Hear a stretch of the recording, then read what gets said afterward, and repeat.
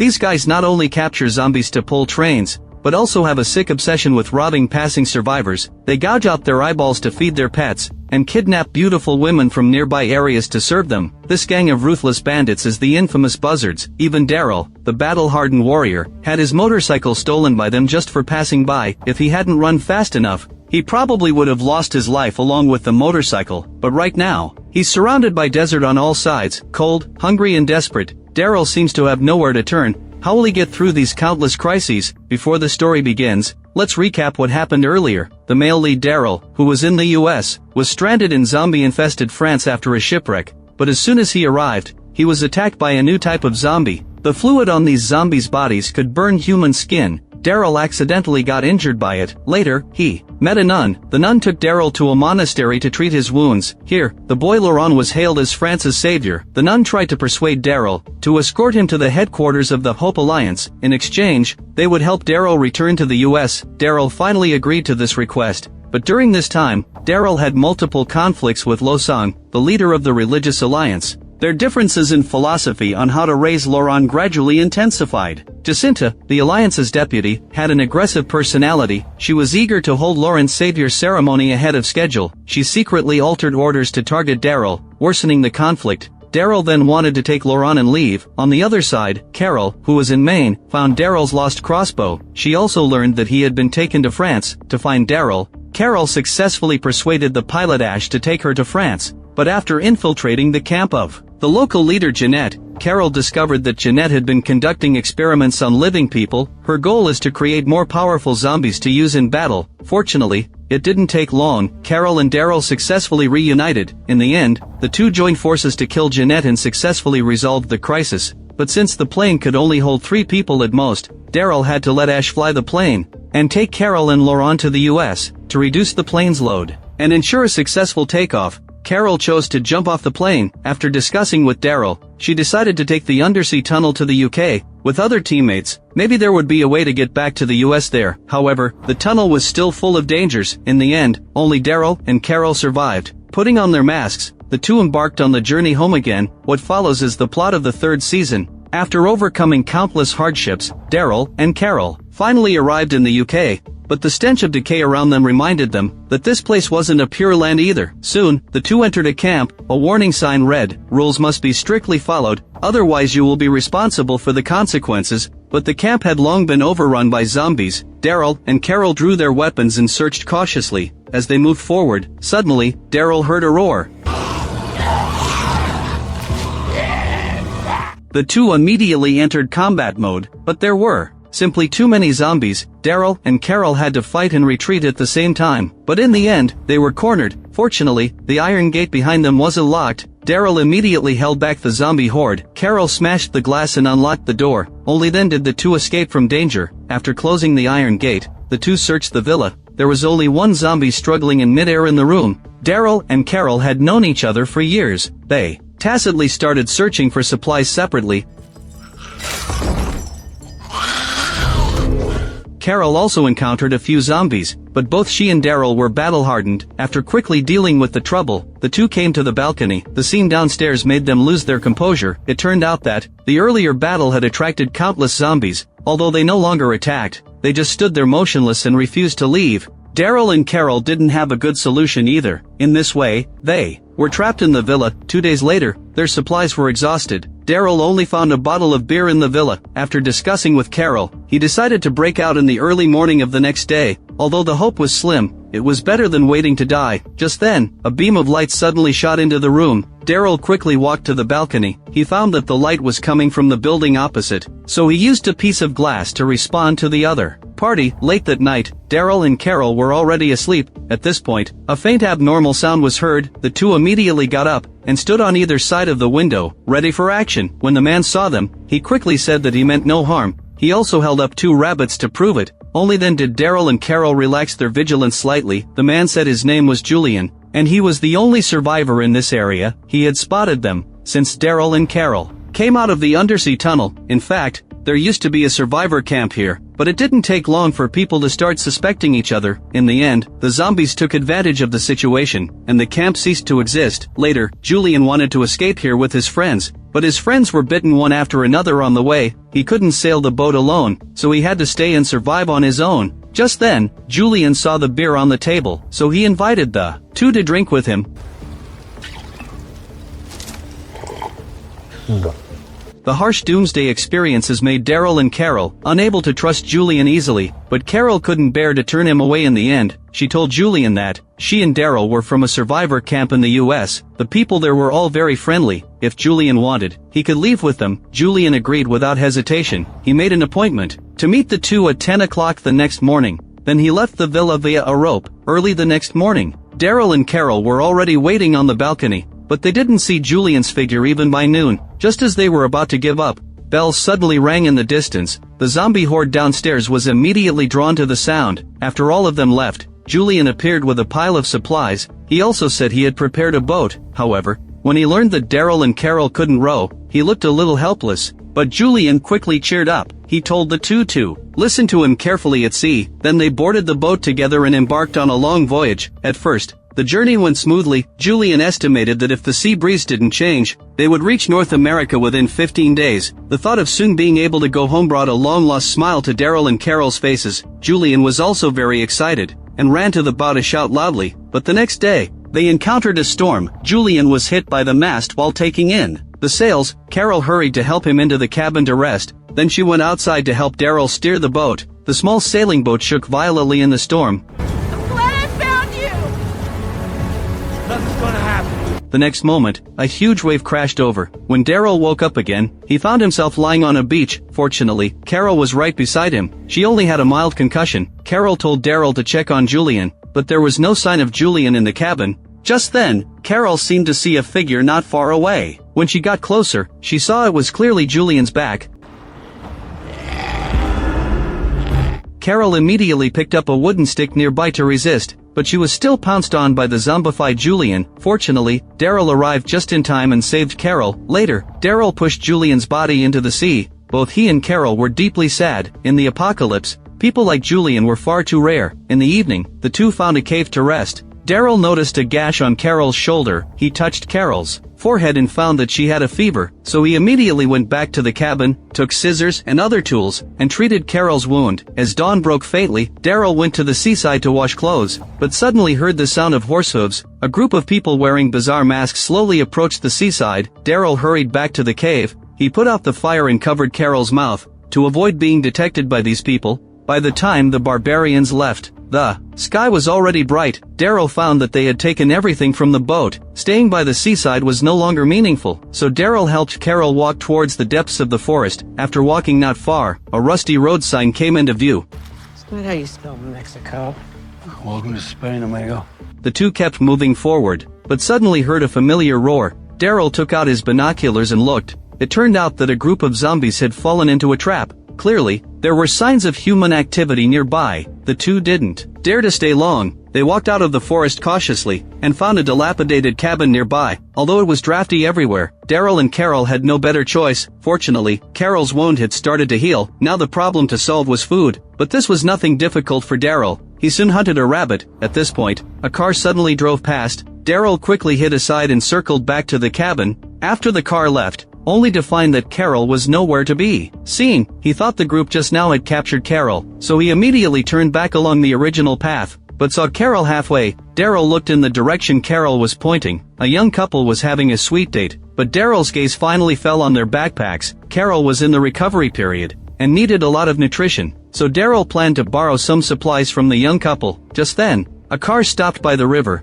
3 burly men jumped out of the car. The young couple hurried to hide, but were finally found. Daryl and Carol watched secretly from a distance. They didn't understand Spanish. When they saw the burly men were about to attack, Daryl acted decisively. 3 crossbow bolts shot through the air and killed the 3 burly men. However, he didn't expect that there was still one person who hadn't gotten out of the car. Daryl picked up his pistol and chased after him, but he fired several shots and missed all. In the end, he could only watch as the other party drove away. Daryl knew well that this place wasn't safe to stay. He originally planned to take some supplies from the young couple and leave. Unexpectedly, the young couple both understood English, only then did they learn that they were from a nearby survivor camp. The girl Sarah's grandmother was also a healer, but strangers weren't welcome there. They will if you take us. But the boy Paul said that it wasn't a good place. He and Sarah had escaped from there. But Daryl didn't care about anything else, just to cure Carol's injury. He immediately raised his gun and told Paul to lead the way. Helplessly, Paul had to take them over the mountains, to the vicinity of the town. Although this was a survivor camp, an eerie atmosphere permeated every corner. There were many strange human head sculptures on the walls. A cowgirl on horseback drove a group of zombies into a cage. After learning that Daryl had saved Sarah and Paul, the cowgirl Maria told the guards to let them pass. After entering the town, the residents kept staring at Daryl and Carol. The next moment, a group of people suddenly appeared and pointed their guns at Carol. Daryl immediately raised his gun in response. Sarah hurried to explain to the leader in a suit. After learning the whole story, the leader Martin signaled his men to put down their guns. He also welcomed Daryl and Carol's arrival. Later, Sarah took Carol to receive treatment from her grandmother. Daryl also learned that Martin was Sarah's uncle, but even so, Martin still didn't want to let outsiders stay in the town overnight. Paul's father David couldn't stand it anymore. To repay Daryl for saving Paul as well, he took the initiative to offer to let Carol and Daryl stay at his house. Martin hesitated for a long time and finally agreed, but he only allowed Carol and Daryl to stay in the town for 2 days. In the evening, Paul complained to Daryl. After all, he and Sarah had planned to escape from the town for a long time. Daryl asked in confusion why they wanted to leave, when the town seemed to have no shortage of food and shelter. Paul didn't answer directly, only saying that they would soon find out. The next day, David prepared a hearty breakfast, but before everyone could start eating, Maria hurried over on horseback. She looked anxious and said that the ceremony was about to start. David quickly led everyone to the street. A convoy of vehicles drove into the town in a mighty manner. David explained that the man standing at the front of the lead car, constantly throwing money, was named Jimo. After the zombie apocalypse broke out, he led an army to re-establish a monarchy, and now Jimo was the king of Spain. He patrolled various survivor camps every year. He brought precious medicines and famous wines, and provided military protection at the same time. But as soon as he finished speaking, a man suddenly rushed out of the crowd. But the next moment, the man was dragged away by Jimo's guards. No one around dared to speak up for the man. Later, Jimo stood on the stage and loudly announced that tomorrow would be the day of sacrifice. The residents applauded one after another. Seeing Daryl and Carol looking confused, David explained that as a vassal of Jimo, the town had to offer a single young woman every year, and the girls who were taken away never came back. The thing we were running from.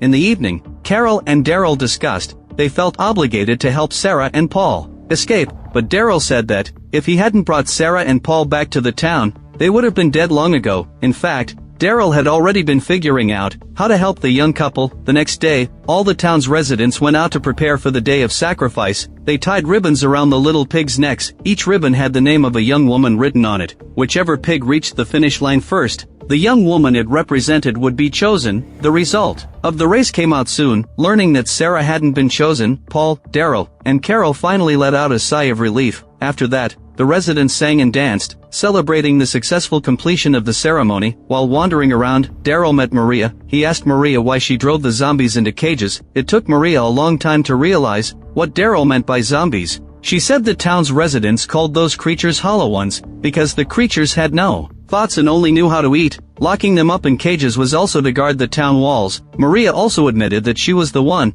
who had helped Sarah and Paul escape. With that, she left. But as soon as she turned the corner, she saw Jimo's wife Monica. However, the two didn't feel awkward at all. Instead, they were extremely affectionate. It turned out they had been lovers. They hadn't seen each other since Monica was chosen as a sacrifice. This time, it was Monica who begged Jimo to come to the town to select a wife. Her purpose was to take the chance to see her old lover Maria. As night fell, Martin invited Daryl and Carol to sit at the table. Jimo and Monica were sitting nearby. Martin kept asking about the situation of the outside world. Daryl frankly said that all the places he had been to were in bad shape. There weren't even any survivor camps in the UK. Carol tactfully said that she didn't quite approve of the locals' outdated practices. Daryl picked up on the implication and quickly made excuses. with a woman sitting next to him to smooth things over, but Carol acted as if she hadn't heard. She directly asked Martin without hesitation, as a leader, how could he not feel ashamed for handing over the town's daughters to these people? Seeing that the situation was getting tense, Monica spoke up to hint Carol to stop talking. Just then,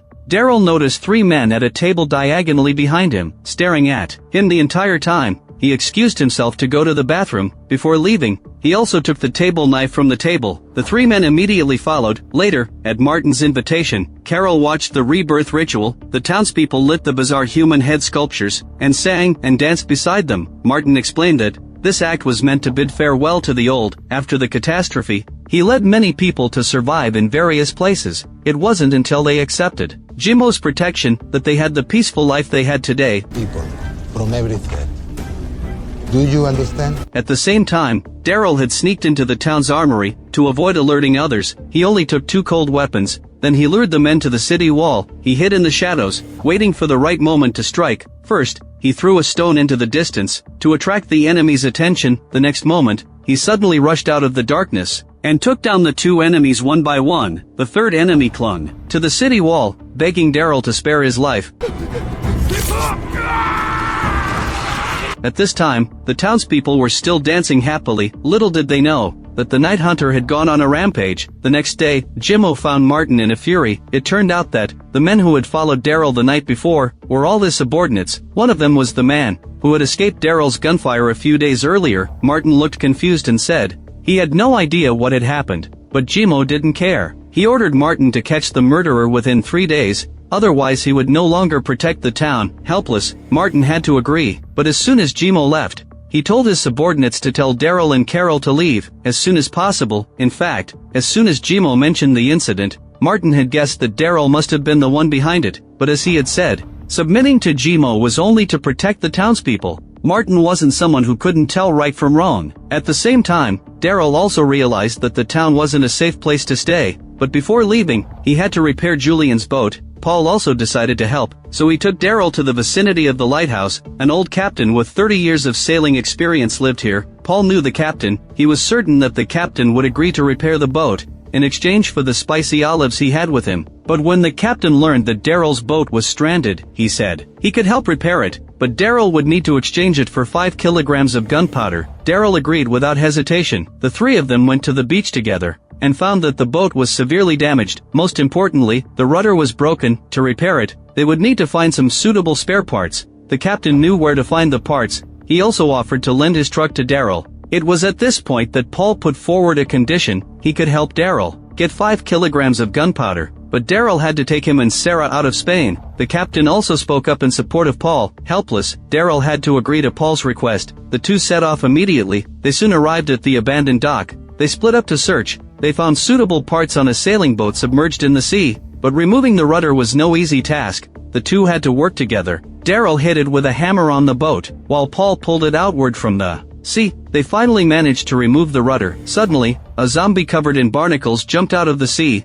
Daryl acted decisively and shot it in the head. Paul tried to retrieve the rudder that had just fallen into the sea, but Daryl stopped him. The 2 hurried to escape but were still surrounded by zombies. Seeing there was no other way, Paul resolutely turned back to fetch the rudder. Daryl kept shooting zombies with his gun. The bullets ran out quickly. He had to pick up a small anchor and swing it constantly. Just as Paul found the rudder, 3 zombies suddenly emerged from the water. Fortunately, Daryl reloaded in time and shot to save Paul. After this battle, Daryl also saw Paul's true character. Although the kid had poor survival skills, he had a good personality and was a promising talent. On the other side, Sarah accidentally pricked her finger while sewing. She opened her uncle's cabinet to find medicine, but accidentally knocked over a cigarette pack. Because of this, she saw countless ribbons in the cabinet, and all these ribbons had her own name written on them. Sarah suddenly realized the reason she hadn't been chosen by Jimo all these years wasn't because of good luck, but because Martin had been secretly protecting her. Sarah ran to Paul's house crying, wanting to talk to her boyfriend. Carol told her that Paul and Daryl had gone out and wouldn't be back for a while if Sarah wanted someone to talk to. She was a good listener. Upon hearing this, Sarah told Carol everything she had just seen. She couldn't accept her uncle's interfering. She was also on good terms with the girl who had been chosen. Carol quickly comforted Sarah, saying she wasn't in the wrong. Martin wasn't in the wrong either. The one to blame was the damn Jimo. Sarah was deeply moved after hearing this. She took the initiative to hug Carol, then got up and left. In the evening, David entertained Carol warmly. He also revealed that Sarah had escaped the wife selection 6 times. After learning that Sarah knew the truth, David exclaimed that it was bad. He knew Sarah's temperament. It would have been fine if she didn't know the truth. But now that she did, she would definitely do something. The two hurried to the street. The worst fear came true. Sarah had already taken the place of the chosen girl and sat in Jimo's car. Martin was helpless and could only watch as his niece was taken away. After returning to the town and learning that Sarah had been taken, Paul almost collapsed. He kept pounding on the town hall door, demanding an explanation from Martin, but all he got in return was scolding from Martin's subordinates. In truth, Martin was just as heartbroken. At this point, he was staring sorrowfully at a photo of his niece when she was little. On the other side, Carol's health had fully recovered. She planned to go repair the boat with Daryl. Daryl had wanted to ask Paul to come along, but ever since his girlfriend was taken away, Paul had been like a deflated balloon. Daryl didn't know how to comfort him, so he had to leave with Carol first. When they arrived at the beach, the two were pleasantly surprised to find that the captain had brought 3 helpers. This greatly increased the efficiency of repairing the boat. Working together, they quickly patched up the holes and replaced the rudder. All that was left were some simple adjustments. While repairing the boat, Carol blamed herself, saying Sarah had gone with Jimo because of her. After all, if it weren't for her, Sarah would have run away with Paul a long time ago. Daryl's expression didn't change at all. He told Carol not to overthink it. He had made the same mistake in France. But the next second, Daryl put down his work and walked away. The next day, the captain recommended a helmsman to Daryl and Carol. Seeing that Daryl kept refusing, the captain asked sullenly, "Do you think crossing the Atlantic Ocean is an easy task?" But Daryl still refused, for he knew full well the journey was extremely dangerous, and he couldn't let innocent people risk their lives with him. Later, the helmsman took the initiative to find Daryl, and said he was American. He had come to Spain on a business trip, never expecting the zombie apocalypse to sweep the world. Helpless, the helmsman had to stay in Spain. He had always wanted to return to his hometown. Just as Daryl was about to be persuaded, an arrow suddenly pierced the helmsman's chest. The next moment, a group of masked men rushed out from all directions. Daryl and Carol reacted instantly. The captain and the other 2 sailors were also skilled. They quickly defeated the barbarians who only wielded bows, arrows, and cold weapons. But when they turned around, the helmsman had already stopped breathing. He had turned into a zombie. Daryl didn't hesitate for a moment and killed the helmsman, but he felt silently grieved inside. But just as everyone was burying the helmsman, bells suddenly rang from the direction of the town. Daryl sensed something was wrong, and immediately rushed back to the town with Carol. They saw a convoy of barbarian vehicles speeding toward the town. Soon, they arrived at the town gates. Martin and his subordinates fought back from the city walls, and even released the zombies in the cages to block the attack. But these barbarians were fearless of death, charging straight through gunfire to fight the zombies hand-to-hand. Just then, Daryl and Carol arrived at the scene. They immediately joined the fight, but the next second, a pickup truck crashed through the town gate. The barbarians rushed in and began slaughtering the townspeople indiscriminately. Although Daryl and Carol did their best to help, the townspeople suffered heavy casualties. Problems kept piling up. The zombies they turned into began attacking humans without discrimination. This made defending the town even more difficult. The barbarians soon broke into Paul's house. Fortunately, Maria arrived just in time. The two worked together and quickly killed the invading enemies. Soon, David and Daryl also rushed back. Everyone decided to escape through the underground tunnels to meet up with Martin and the others, but Paul had his own plan. He grabbed guns and ammunition and walked onto the street alone. On the other side of the town, Martin was leading his men in fierce combat, but was injured while rescuing civilians. Fortunately, Carol arrived just in time and took Martin to a safe place. The sky turned completely dark. The surroundings were eerily quiet, but Martin knew well that the barbarians wouldn't give up so easily. Sure enough, the next moment, a huge fireball came roaring. It finally exploded on the street. A group of zombies covered in flames stood up, writhing in agony. This type of zombie was extremely difficult to deal with, and could only be killed with long-range weapons. Just then, the barbarians' convoy arrived. They got out of their vehicles one after another and began burning, killing, and looting. Martin and the others wouldn't just wait for death. They not only took out powerful harpoon guns, but also assembled a Gatling gun. As soon as these two powerful weapons opened fire, barbarians and zombies fell in droves. The surviving barbarians saw that the situation was unfavorable, and quickly retreated, but the townspeople couldn't be happy. They had lost too many people in this battle. Paul even sneered at Martin sarcastically. "Is this the protection Jimo provides?" Martin retorted that if they didn't have the weapons provided by Jimo, the town would have been captured by the barbarians long ago. Just as they were arguing fiercely, Daryl and Maria brought up the captured barbarian. Martin immediately began interrogating him, hoping to find out the barbarian's true motives. Unexpectedly, the barbarian knew about Martin's deal with Jimo. Furthermore, their invasion of the town wasn't to seize supplies, but purely to cause destruction. This confused both Martin and Daryl. Suddenly, a guard rushed in. It turned out that Paul was trying to escape the town. Daryl and Martin's subordinate DeHay hurried to stop him, but neither could bear to take action. Martin flew into a rage when he heard the news. He was afraid that Paul would intercept the wedding convoy. This would ruin the alliance between the town and Jimo. After learning this, David offered to go find his son, but he had little experience surviving in the wild. Carol immediately offered to go with him. Daryl was naturally worried and followed behind them. Helpless, Martin had to agree to let them leave the town. Daryl was an expert tracker. He quickly found the tire tracks of Paul's car.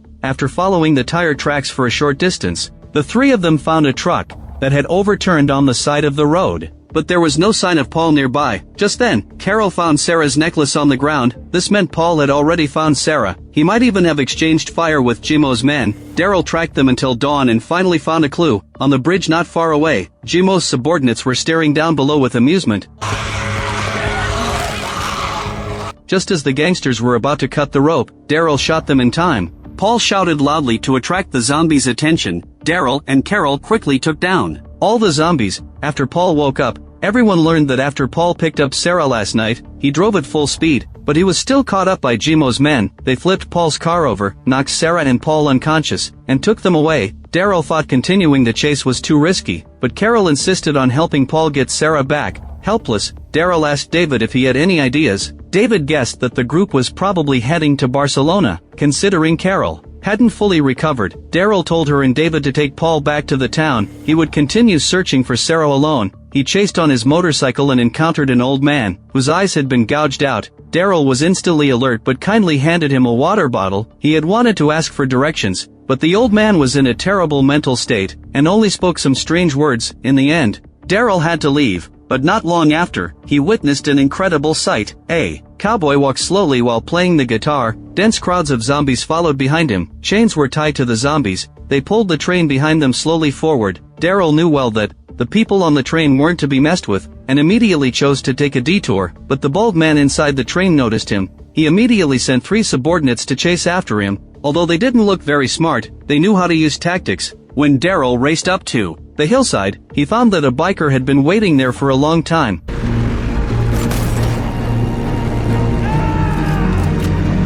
After this exchange of gunfire, the biker was shot in the shoulder. The motorcycle's fuel tank was also pierced. He could only watch as Daryl drove away. In fact, Daryl wasn't faring any better. He wasn't injured, but the motorcycle was severely damaged. After the crash, Daryl had to continue on foot. He had shared his water with the old man earlier. Now the water bottle was empty. The scorching desert and Gobi made him dizzy and lightheaded. When night fell, the cold wind made him shiver uncontrollably. Daryl began to hallucinate under the extreme conditions. He was in a near-death state. Suddenly, a group of strangers appeared behind him. Daryl jumped up instantly. He pointed his gun at them, fearing they might attack suddenly, but they meant no harm. Molly, the leader, invited Daryl to come with them. Daryl had no other choice but to follow the old man to their village. The people here had many bumps on their faces, as if suffering from some kind of disease. It was then that Daryl saw the village's water tank. He asked Molly for some water. He drank 3 cups in a row. A girl named Senna couldn't stand it and stopped him. Her face was normal, and she knew some English. Daryl then learned that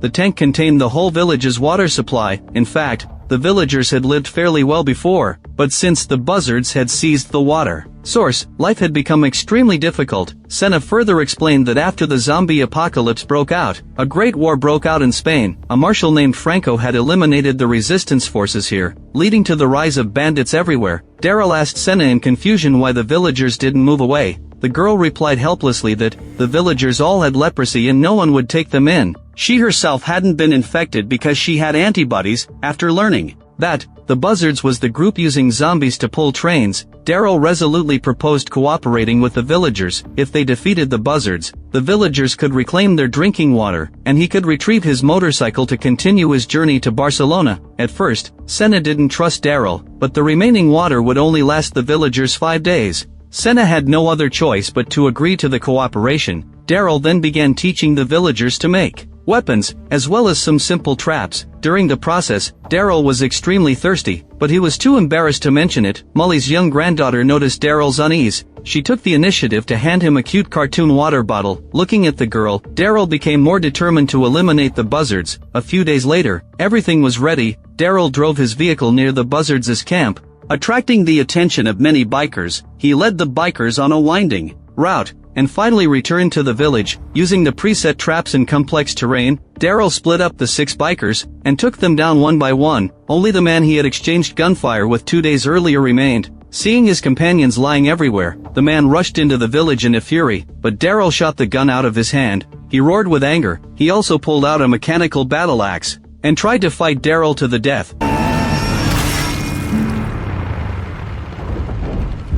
In the end, he was beaten to his knees by Daryl. Daryl then lay in ambush on the bridge. He waited for the right moment, quietly jumped onto the train, and killed the man who was repairing the motorcycle. Then he pulled the lever, and released the iron chains binding the zombies. The cowboy walking at the front was immediately devoured by the zombies. The bandit sitting at the front of the train immediately sensed something was wrong. He quickly locked onto Daryl's position but missed a shot. Most importantly, he was using an old-fashioned blunderbuss. It took a long time to reload. Daryl rushed forward, tackled the bandit, and threw him off the train. Listening to the constant screams outside, the bald man inside the train completely panicked. He fired wildly in any direction where there was the slightest sound. Daryl took the opportunity to break through the window and enter. The zombies also poured into the carriage through the broken window. Daryl and the bald man had to split up to deal with the zombies first. The space inside the carriage was cramped. The two had to fight and retreat, and in the end, they became back-to-back comrades in arms. After killing all the zombies in the carriage,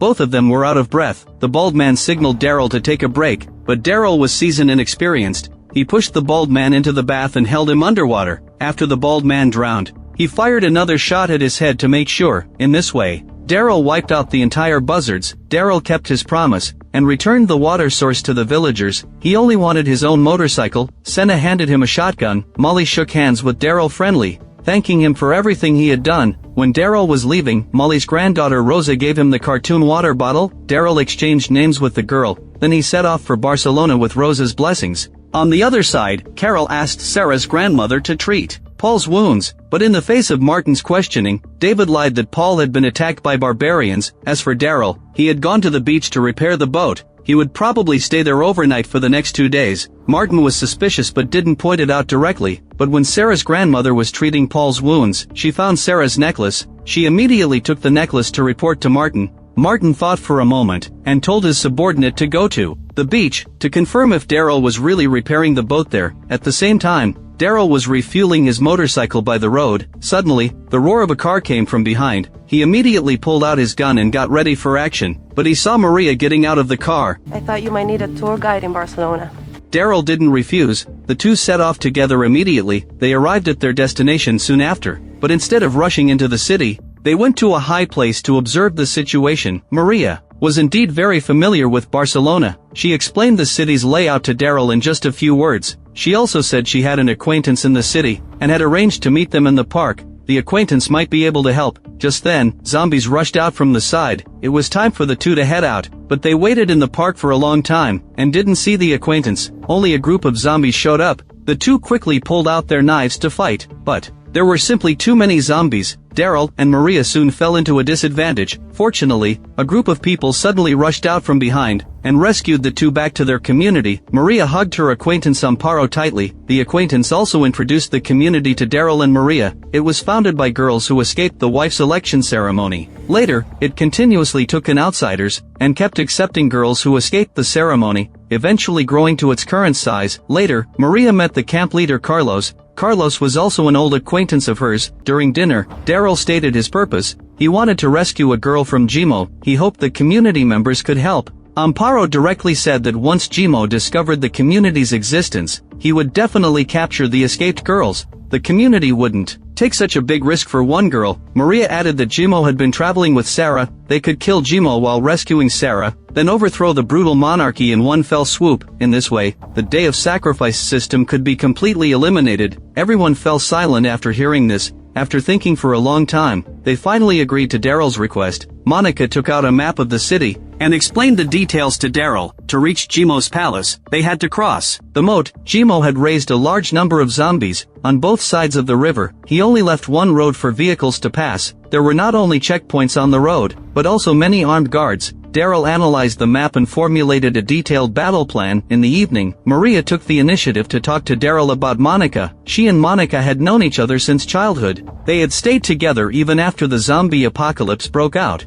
It wasn't until the damn wife selection ceremony appeared that they were forcibly separated. That's why Maria was determined to overthrow the damn monarchy. The next day, Jimo's convoy prepared to head back to the city. Sarah and the other selected girls were among them. A guard inspected the convoy. Just as she was about to let them pass, she stopped. The guard was actually from the community. It turned out, Daryl had already led people to quietly capture the checkpoint. They had disguised themselves as guards, waiting for this very moment. After receiving the signal, Daryl and the others took action immediately. Amparo drove a heavy truck into the convoy. This was both a signal to start the battle and a way to block the convoy's escape route. Archers lying in ambush on both sides launched an attack at once. The scene became extremely chaotic in an instant. The royal guards had to evacuate Jimo and Monica first. Daryl's target was equally clear. He found a crowbar and tried to pry open the prison van's iron lock, but the lock was too strong. He couldn't open it in a short time. The situation on the scene became more and more tense. Amparo decided to kill Jimo first,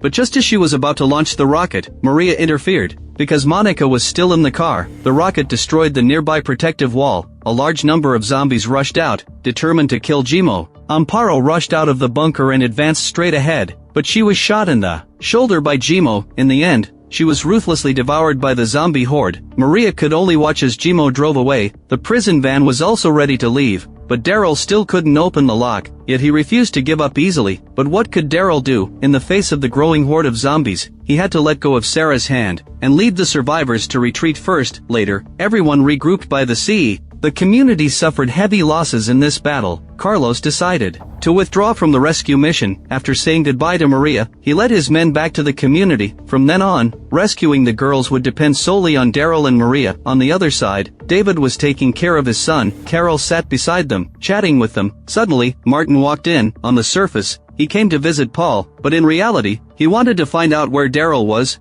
It turned out Martin's men hadn't found Daryl at the beach, just as David and Carol didn't know how to respond. A subordinate suddenly rushed in and called Martin away. It turned out, he had found Jimo's 3 missing subordinates in the zombie cage. Martin confirmed his suspicions, but he didn't confront David and Carol right away. At this time, David and Carol were repairing the boat by the sea. They didn't return home until evening, only to find that Paul had suddenly developed a high fever. David and Carol immediately went to Martin to ask for fever-reducing medicine, but Martin firmly refused. The reason was that Paul's reckless actions had worsened the town's relationship with Jimo. Carol immediately spoke up in David's defense, but Martin reminded her that Carol had already stayed in the town for more than 2 days. Helpless, David and Carol had to go back home. David rushed into the room to take care of his son. Carol, however, found the poison cat. She suddenly remembered that the cat had drunk Paul's medicine. It seemed someone had tampered with Paul's medicine, but Carol didn't have time to think further. She quietly sneaked into Martin's office to find some fever-reducing medicine, only to be caught by Sarah's grandmother. Carol struggled to convince the elderly woman that Paul had been injured trying to save Sarah. The old woman put down her gun and handed her the medicine. After taking the medicine, Paul's condition improved quickly.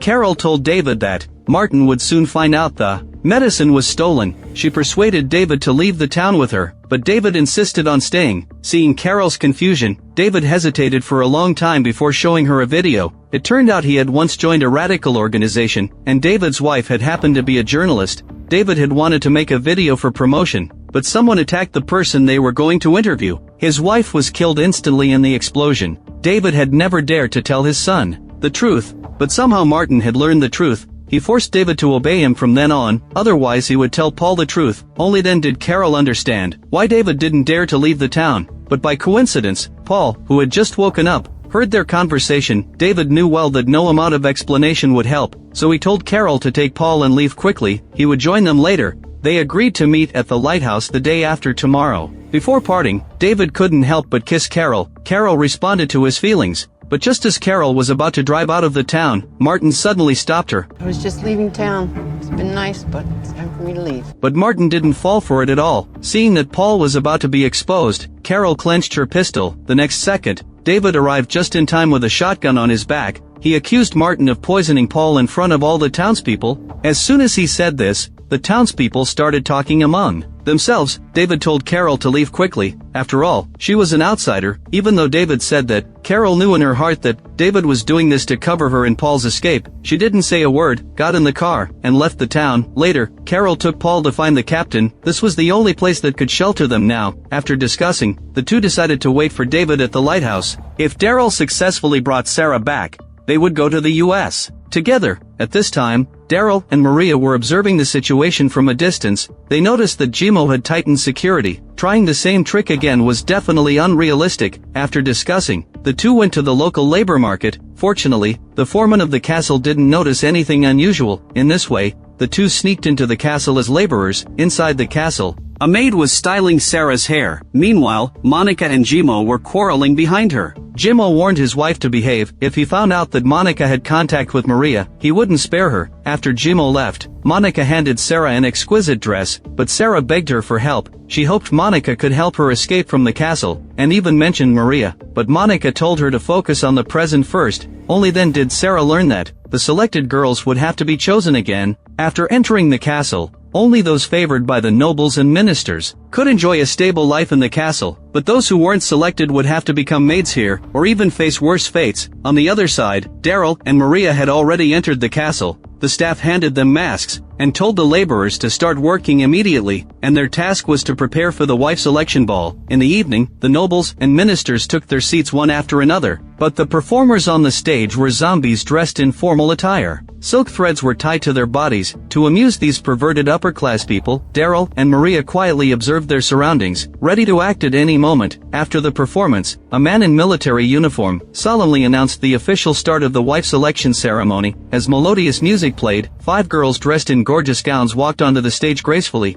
but there was no joy on their faces. Instead, they were pale as ghosts. No one knew what Jimo would do. To them, one girl was selected first. Sarah took the initiative to charm a baron, who was also captivated by her. Just then, she saw Daryl wearing a mask, but Sarah didn't dare to act rashly, and had to cater to the Duke first. However, she also took the opportunity to hide a table knife. After locking onto his target, Daryl took action immediately. He thought of the zombie puppets on the stage, so he quietly sneaked backstage, and took down the guard in charge of the zombies. Then he split the mechanism binding the zombies. With one knife stroke, the curtain on the stage slowly opened, but the zombies on the stage were no longer restricted. They rushed at the nobles and ministers quickly, as if starting a buffet. The scene descended into chaos in an instant. The scene of toasting and exchanging cups just now suddenly turned into a living hell. The ministers fled in all directions. The Duke also pulled Sarah and quickly left the scene. Daryl took the opportunity to set another fire. Then he split up with Maria to find Monica and Sarah. Maria was lucky and found Monica soon. The two hugged tightly, but Maria was shocked to find that Monica was already pregnant. But now, Maria didn't have time to think too much. She told Monica to leave quickly with the child. Unexpectedly, a guard suddenly broke into the room. Maria reacted quickly and knocked the guard down with a dart.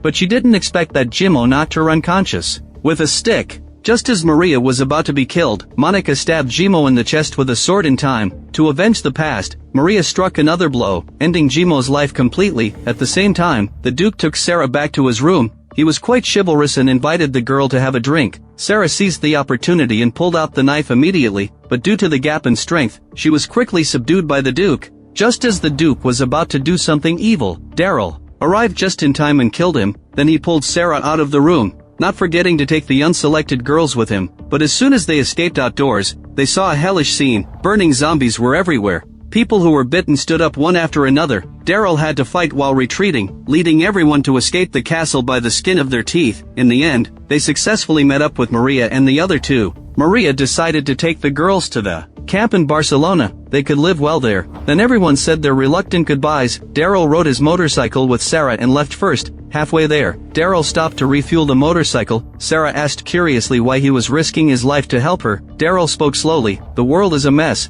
Helping others is the only way to truly have something. He wasn't good with words and couldn't bear Sarah's grateful gaze, so he quickly urged her to get in the car. At the same time, Carol, who couldn't wait any longer, returned to the town to pick up David, but she saw Martin brainwashing the townspeople. He shouted that it was precisely because Daryl and Carol had killed Jimo's men that Jimo had taken Sarah away, and now David had even helped Carol escape the town. It was unforgivable. With that, he ordered his subordinates to hang David up and torture him. Carol carefully observed her surroundings, knowing it wasn't the right time to act, so she waited until night, and when the security relaxed, she stepped forward quickly to save David. Helpless, Carol had to fight and retreat. Fortunately, someone helped them escape. It was getting late, so they decided to find a way to escape the town the next day. But it wasn't long before there was a hurried knock on the door downstairs. Fortunately, there was an underground tunnel here. Carol and David could escape through it, but from then on, they would have to rely on themselves. The two supported each other and walked forward, but soon encountered zombies. At the critical moment, an arrow shot through the air. The one who saved them was a guard, but the guard didn't want to let them go. The next day, Daryl and Sarah finally returned to the lighthouse. Sarah rushed in excitedly, but after a long while, Daryl still didn't see Sarah. He realized something was wrong, and walked into the lighthouse cautiously, only to find that Sarah had been captured by Martin's men. At this point, the captain acted in time. Daryl immediately cooperated with her. After successfully escaping the crisis, Sarah learned from the captain that Carol had gone to the town. Martin's men had come to the lighthouse and taken Paul away. Neither of them had returned yet. Something must have happened. Daryl was burning with anxiety. He told Sarah to stay at the lighthouse, to take care of the captain. He himself rushed to the town to carry out the rescue. At the same time, Carol and David were taken to Martin's office. Martin actually let them go. The two walked out of the office in confusion. Only then did they realize Martin hadn't suddenly had a change of heart. Paul was tightly chained with 2 iron chains, and the other end of the chains was attached to 2 zombies. The two hurried to find a way to unlock the chains. Just then, Martin's subordinates released the zombie horde. The zombies at the other end of the chains slowly woke up. Helpless, Carol and David had to fight back with their fists. Martin immediately ordered his men to shoot. A fierce gunfight broke out between the two sides. At this point, Sarah walked slowly from a distance. She shouted loudly as she walked into the zombie horde. Martin quickly shot at the zombies. Daryl also helped from the side. In the end, all the zombies were defeated. The girl immediately rushed to Paul and hugged him tightly. Seeing this, the townspeople came out one after another. They realized Martin had been lying all along. Even Sarah's grandmother slapped Martin. Sarah told everyone that thanks to Daryl's efforts, Jimo's forces had been completely defeated. The day of sacrifice was over once and for all. The townspeople cheered with joy when they heard this. Just then, Martin was brought up by the guards, but Sarah and Paul didn't want hatred to spread. They decided to lock Martin in the dungeon temporarily. But Martin not only didn't appreciate it, but also threatened Daryl. He claimed he would make Daryl pay. Daryl went to the beach and talked with Carol. After going through so much, Daryl was really tired. All he wanted now was to go home, to the community called Alexandria in the US. Carol didn't say anything, she just hugged him tightly. As night fell, Sarah's grandmother went to the dungeon to visit Martin. In the end, she couldn't bear to leave her son there and let him out, but Martin actually ran to the beach to take revenge on Daryl. Fortunately, David noticed something was wrong in time, and rushed forward to stop Martin, but during the scuffle, the flammables on the boat were hit by Martin's bullet. In an instant, the boat was burned to ashes. Everyone's hope was swallowed by the flames, but Daryl and Carol wouldn't give up easily. The episode ends here. This is a spin-off of The Walking Dead, Daryl Dixon Season 3, both in terms of storytelling and emotion. This season is much better than the previous two. Daryl's transformation from staying out of it to taking the initiative to pursue justice was precisely awakened by Carol's questioning, which sparked his sense of responsibility. The cartoon water bottle handed over by the village girl is the unextinguished kindness in the apocalypse. Martin's power-hungry schemes tore off the disguise of the paradise. The so-called Pure Land is just a cage with a different packaging. The monarchy rebuilt by Jimo pushed the cruelty of the apocalypse to absurdity. The director once again continued the core of The Walking Dead. What's more terrifying than zombies is human nature, and the boat fire at the end of the season isn't the end of despair. I hope to see Daryl and Rick meet again in my lifetime. If you like my channel, please give it a thumbs up and subscribe.